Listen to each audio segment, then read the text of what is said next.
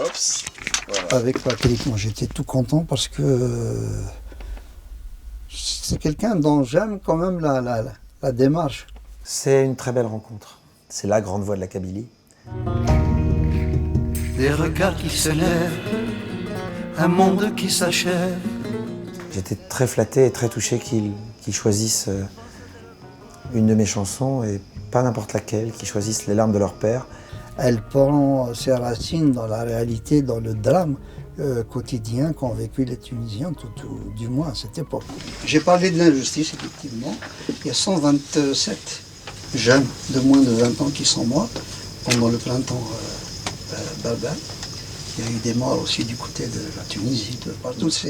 J'ai axé ça sur l'injustice flagrante et le profit qu'ont tiré certains pour arriver à leur fin. Lui, il a voulu parler du printemps tunisien.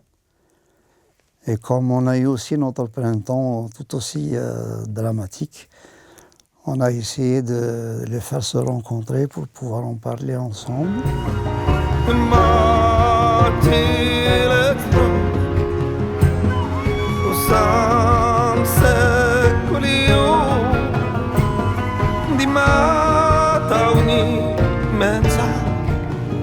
C'était bien. Il m'a dit, j'aimerais bien chanter en kabyle avec toi, que tu me racontes un peu ce qui se passe.